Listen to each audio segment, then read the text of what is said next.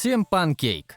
Старые снимки хранят память о действительно уникальных событиях, ведь раньше фотографии делали только в очень особых случаях.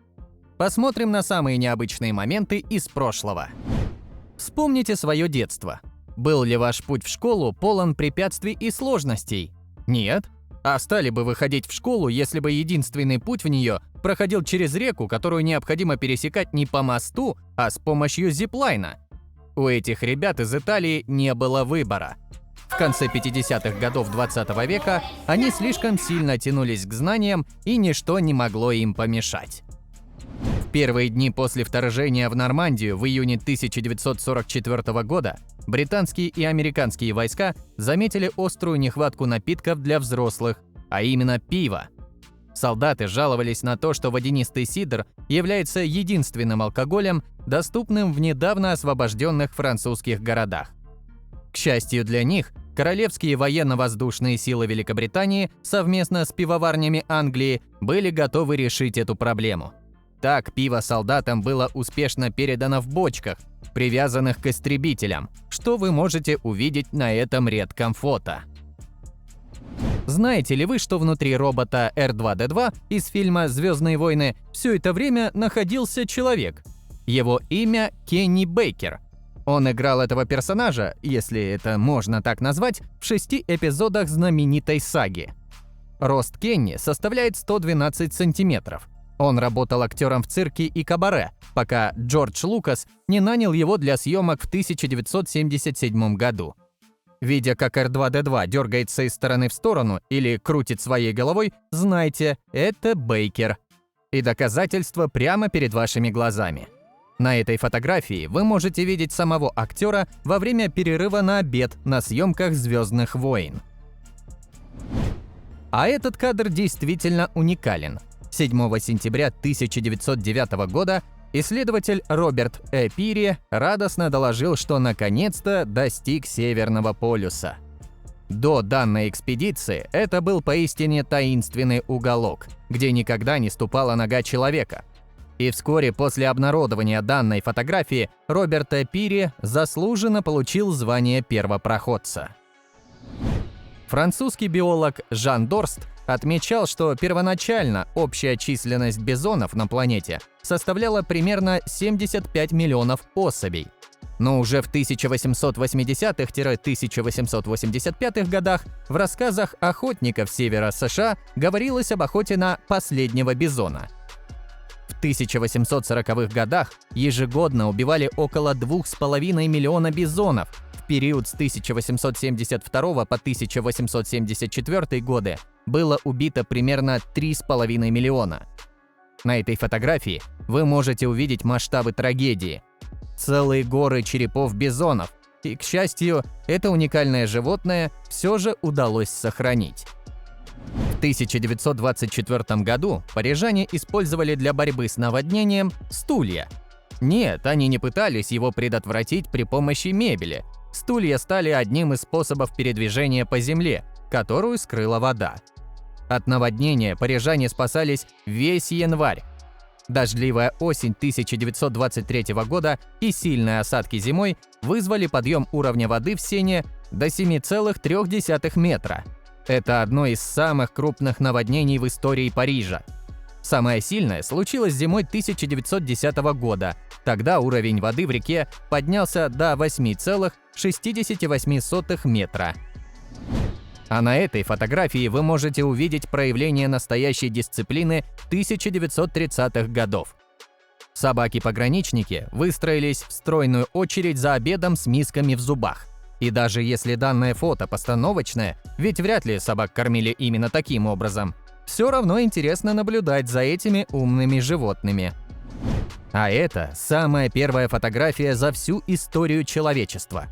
Она была сделана в 1826 году французским изобретателем и художником Джозефом Ньепсом.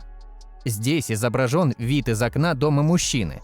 Сам по себе процесс создания первых фотографий был долгим и сложным. Ньепс использовал пластину с асфальтом в качестве светочувствительного материала. Асфальт становился твердым при воздействии света, и в тех местах, где свет попадал на пластину, асфальт оставался мягким и мог быть удален, создавая монотонное изображение. Существует сразу 3 первых фотографии Земли из космоса. Дело в том, что созданы они были почти в одно и то же время, а потому постоянно возникают споры, какой же снимок появился раньше. Итак, о каких же фото идет речь? Одно из них сделал спутник ВС СССР «Молния-1» 7 июня 1967 года. Здесь изображена не вся планета, а лишь ее часть. Фото было обнародовано в журнале «Земля и Вселенная» в марте 1968 года. Следующий снимок появился благодаря усилиям Минобороны США.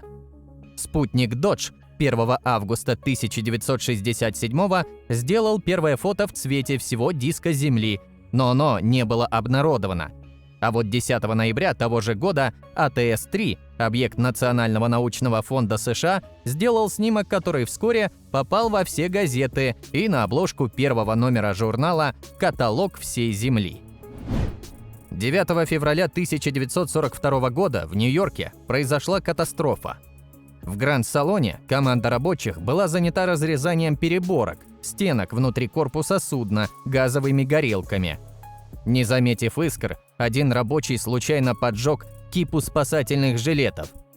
На борту тогда не было пожарных, а система пожаротушения была отключена. Через 12 минут нью-йоркские пожарные прибыли на место, но не смогли попасть внутрь сразу из-за рабочих, выбегающих из горящего судна.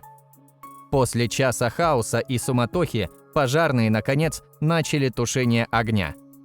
Вода, залитая на шлюпочную палубу «Нормандии», стала скапливаться с одной стороны, вызывая опасный крен на правый борт.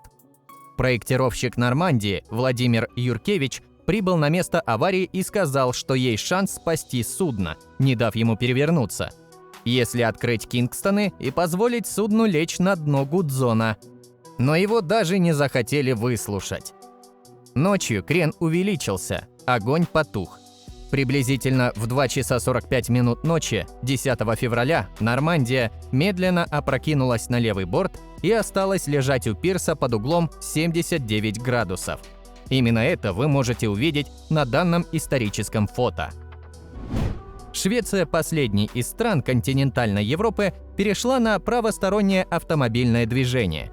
Это произошло 3 сентября 1967 года, в так называемый День Н. Тогда с часа ночи до 6 утра было запрещено движение личного автотранспорта, поскольку рабочие в это время включали правые светофоры и расчехляли новые знаки дорожного движения. В 4:50 утра 3 сентября все транспортные средства должны были остановиться и сменить сторону дороги, но что-то пошло не так. Видимо, новости дошли не до всех жителей Швеции. Вы можете увидеть это фото в интернете с подписью «650 солдат отдают дань животным, погибшим в Первой мировой войне». Но данный снимок сделан совсем в иных обстоятельствах.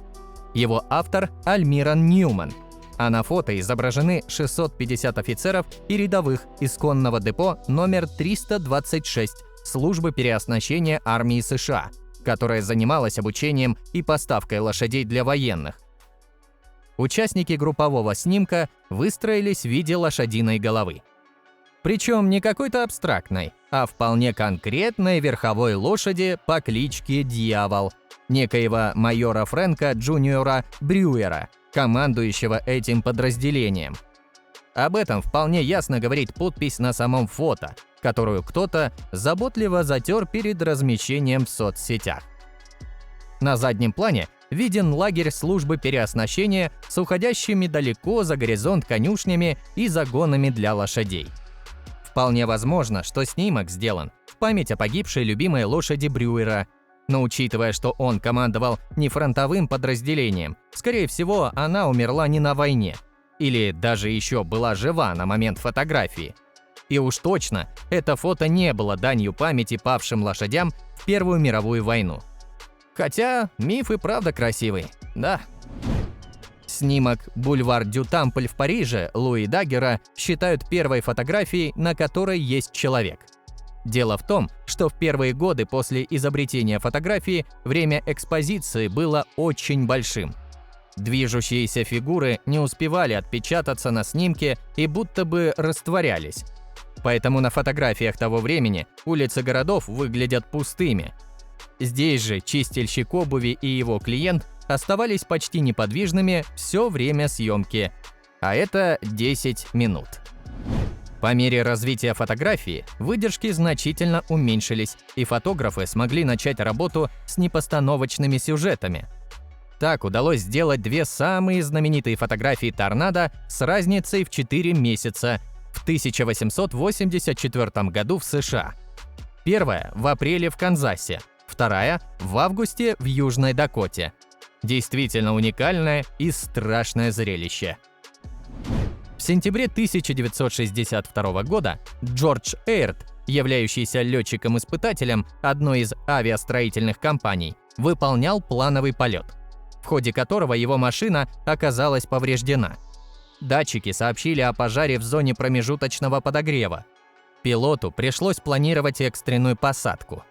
До ближайшего аэродрома было около 15 миль. Погодные условия оказались неблагоприятными, поэтому при заходе на посадку Эйрду пришлось перестраиваться на другую полосу. К несчастью, ее длины было недостаточно для принятия армейских машин, о чем свидетельствовал размещенный в конце полосы барьер, управляемый вручную сотрудниками аэродрома. До столкновения с землей оставалось всего около 10 секунд. Высота составляла около 30 метров, в то время как произошел экстренный подъем носа воздушного судна. Это повлекло отказ рулевых систем, поэтому пилоту пришлось экстренно катапультироваться. Машина упала на летное поле, распалась на части и воспламенилась. К счастью для Эйрда, катапультирование прошло успешно, несмотря на рекордно низкую высоту. В 1946 году румынские цыгане практиковали весьма странную медицину. На одном из сохранившихся снимков тех лет в качестве лечащего средства используется живой и послушный медведь. Судя по архивным записям, таким образом цыгане лечили спины. У румынских цыган внутри народа есть разные группы. Дрессировщики медведей называются урсары. Они якобы понимают животных и могут с ними общаться на определенном уровне. Медицинскую практику с лечением спины придумала именно эта группа. Чем точно должен помочь медведь, ясно не до конца. Судя по снимкам, таким образом вправляются позвонки или выравнивается осанка. Возможно, подобная практика сохранилась и сегодня где-то в отдаленных деревнях Румынии. На публике же урсары подобных трюков больше не показывают. 24 апреля 1967 года произошла одна из страшных трагедий советской космонавтики.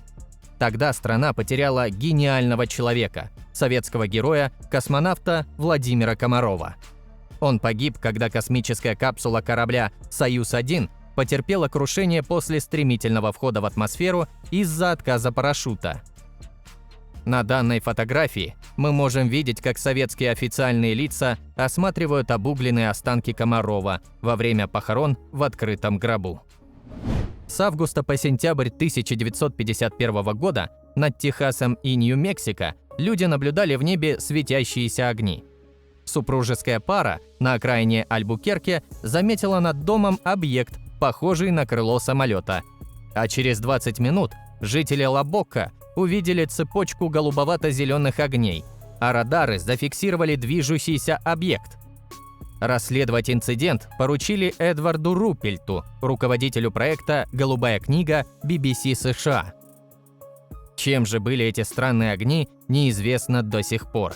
Одни считают, что это отраженный свет от перелетных птиц, другие, что это огни в тумане, а третьи были уверены, что это НЛО. 24 мая 1913 года состоялся бой между Лютером Маккарти и Артуром Пелки. Через 2 минуты после начала боя от легкого удара противника Маккарти рухнул. Пока рефери отсчитывал 10 секунд, столб света упал на тело боксера. И все это время он освещал лежащего на полу Лютера. Через 8 минут врачи установили, что Маккарти скончался от кровоизлияния в мозг. На следующий день арена, где происходил бой, сгорела дотла.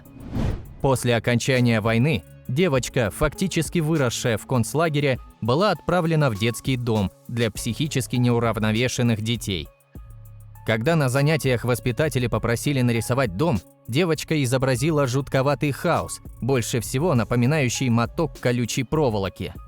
В верхней части доски написано «Тереска». Это имя маленькой художницы. 1 апреля 1946 года землетрясение магнитудой 8,6 балла у побережья Алиутских островов на Аляске вызвало ударные волны по всему Тихому океану. Быстро начало формироваться цунами, охватившее весь океан, в результате чего волны достигали высоты 13 этажей. Вскоре цунами обрушилось на Хило, Гавайи, в результате чего погибло более 170 человек, что остается одним из самых страшных бедствий в истории Гавайев. На этом леденящем душу снимке запечатлены последние мгновения жизни неизвестного человека в левом нижнем углу. Вот такие необычные кадры хранит история. Изучая старые снимки, мы будто переносимся в другие эпохи, полные загадок и невероятных событий. Кто знает, может, через сотни лет и наши фото попадут в подобные подборки. Друзья, у вас есть возможность попасть в команду Pancake. Если вы владеете навыками видеомонтажа, можете озвучивать ролики на русском и английском языках, или же вы пишете интересные сценарии, мы будем рады с вами поработать. Пишите нам на почту в описании.